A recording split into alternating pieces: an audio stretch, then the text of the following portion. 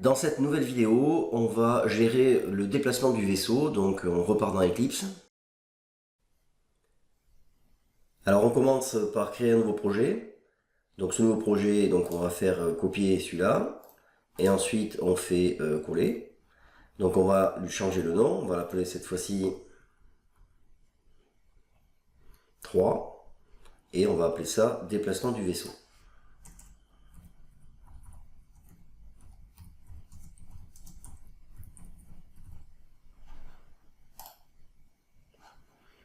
Donc maintenant on peut fermer le projet numéro 2.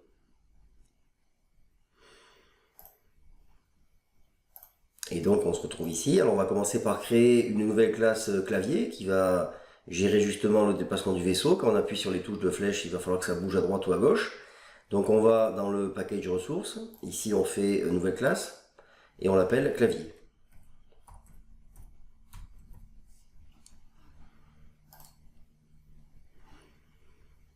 Alors cette classe clavier, elle va implémenter key listener. Donc c'est-à-dire qu'elle va utiliser en fait un écouteur de clavier, tout simplement. Donc implement key listener.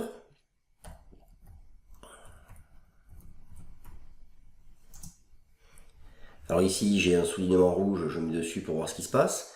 Je constate qu'il faut évidemment que j'importe mon key listener. Et ensuite j'ai de nouveau un soulignement rouge ici, puisqu'il y a des méthodes obligatoires. Donc je me fais add un implement method. Donc vous voyez qu'il y a 3 méthodes obligatoires avec le key listener. C'est le key pressed, le key released et le key type.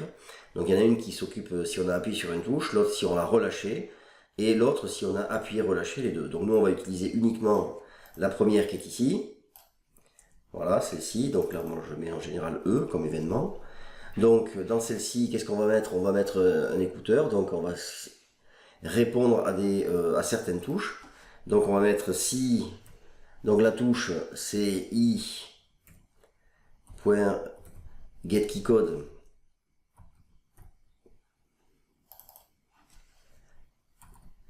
Donc on va d'abord s'intéresser à la flèche droite, donc c'est keyEvent.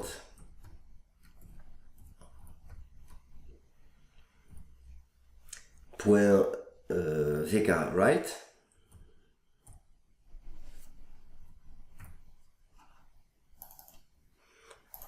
Voilà, et donc ici on va avoir évidemment une méthode. Donc qu'est-ce qu'on va dire? Pas une méthode, des instructions plutôt. Alors qu'est-ce qui va se passer lorsque j'appuie sur la touche droite? Eh bien on va demander au vaisseau de se déplacer d'un cran vers la droite. Alors la première idée qui vient à l'esprit, c'est de dire, bon très bien, on va aller faire main.scène.vaisseau. Donc là je vais chercher mon vaisseau, donc je passe par main, ensuite je passe par scène et je récupère ma variable vaisseau. Et donc cette variable vaisseau, qu'est-ce que je dis? Eh bien je vais modifier sa position en x, donc son xpos. Donc pour ça je vais faire .set xpos. Donc ça c'est pour modifier la position en x de mon vaisseau. Et qu'est-ce que je vais mettre ici? Ben, je vais récupérer l'ancienne position. Alors pour récupérer l'ancienne position, je vais faire main.scène.vaisseau, pardon.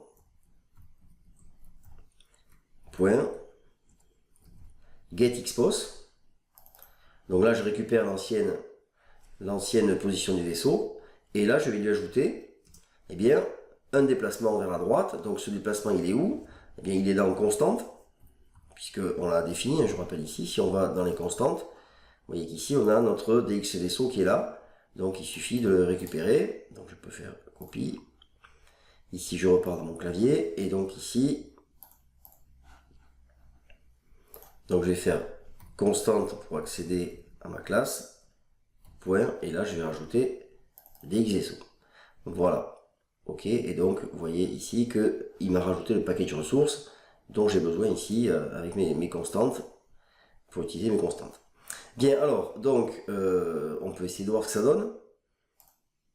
Donc, si je lance ça, donc, évidemment, je peux appuyer sur les touches, il ne se passe rien. Alors, pourquoi il ne se passe rien? Tout simplement parce que déjà, je n'ai pas instancié ma classe clavier dans la classe scène. Donc, évidemment, elle n'est pas reliée à la classe scène, donc il ne se passe rien, c'est normal.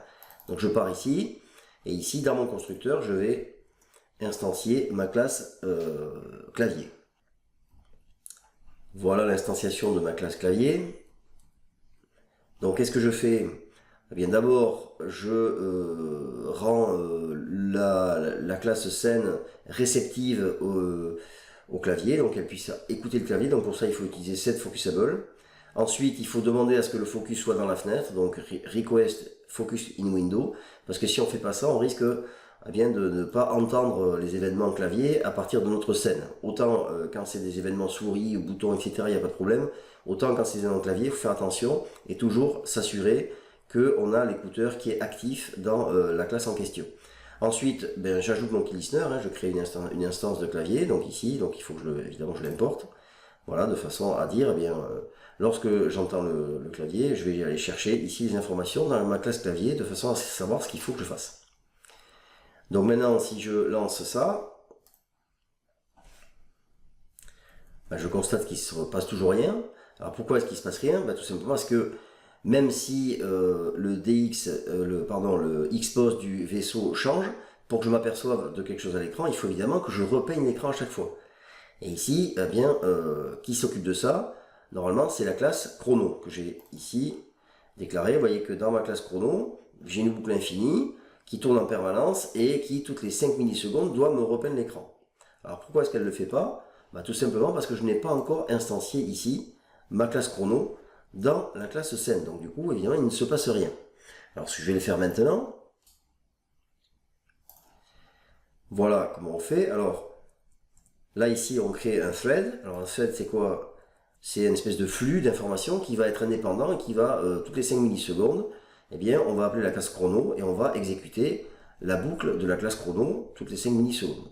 Et donc, ce thread, il est géré par ma classe chrono que je dois importer ici. Et ensuite, vous voyez ici, il faut démarrer le thread. Je peux l'arrêter si j'ai envie, je fais ce que je veux. Donc, on va réessayer maintenant. Alors ici, vous constatez que ça marche. J'ai bien mon vaisseau qui se déplace vers la droite, mais c'est pas terrible. Voilà, vous voyez, ça marche quand même. Pas mal. Ah, mais c'est, bon, évidemment, c'est très lent. Donc, et ensuite, deuxième problème, si j'y retourne, deuxième problème, c'est que, eh bien, je peux continuer comme ça jusqu'au bout.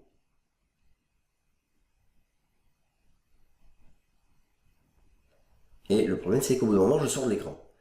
Donc, il va falloir évidemment que, ici, je limite le déplacement de mon vaisseau à la limite ici du trait vert qui ne dépasse pas ça. Voilà. Alors même si ce que j'ai fait ça marche, c'est pas ce que j'ai choisi moi parce que c'est pas terrible en fait.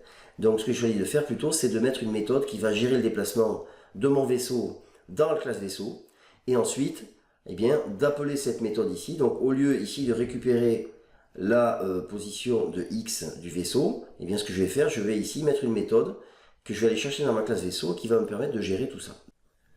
Alors maintenant on va aller créer dans la classe vaisseau une méthode qui va se charger du déplacement du vaisseau. Donc ici j'ai dans ma classe vaisseau, je vais ici dans mes méthodes et donc je colle ma méthode que j'ai déjà préparée. Voilà. Alors que fait cette méthode?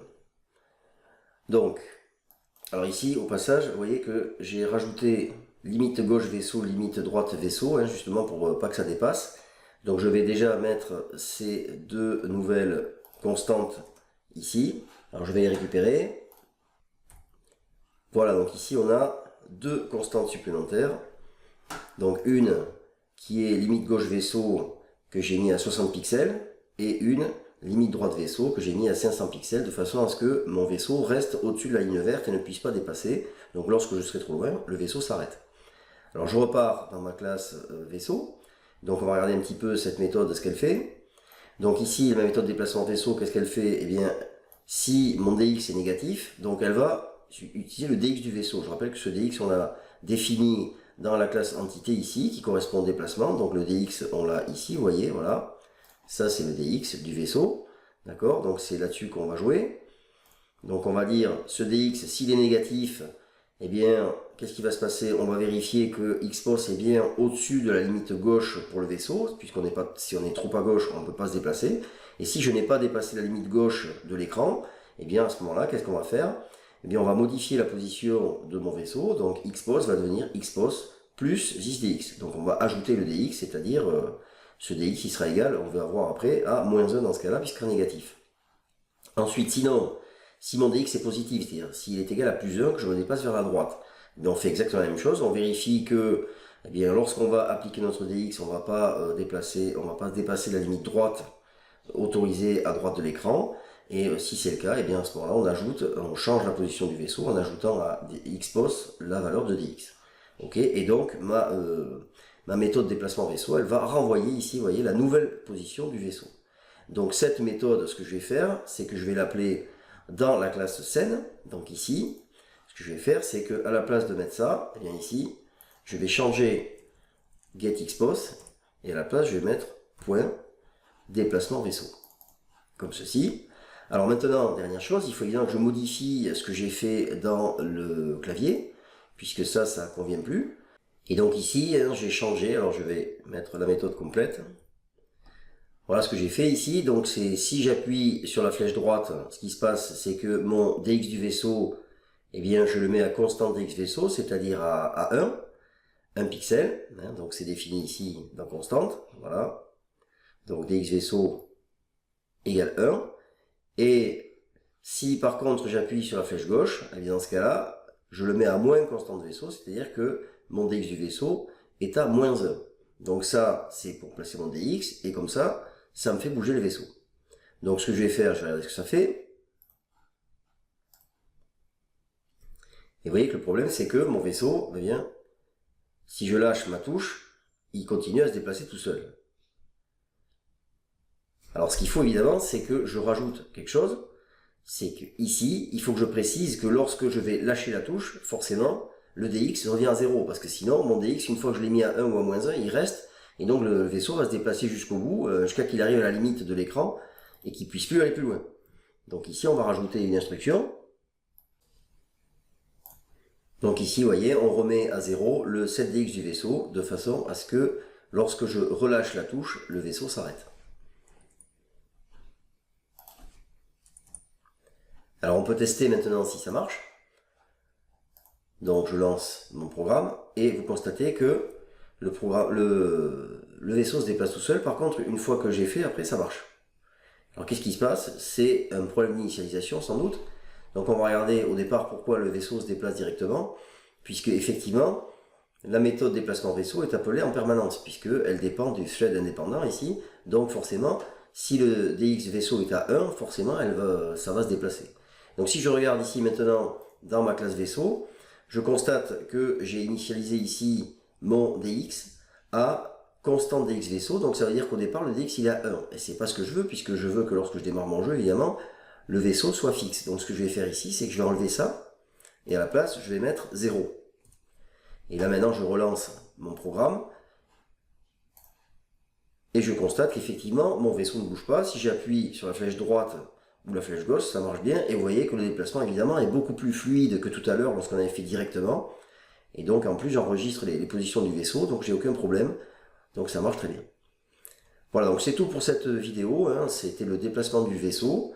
Donc la prochaine vidéo, on va voir la création des aliens et la création du groupe des aliens qui vont être dessinés ici sur l'écran. Donc ils seront fixes au départ, et puis ensuite on s'occupera également du déplacement de ces aliens. C'est là où ça va devenir un petit peu plus compliqué.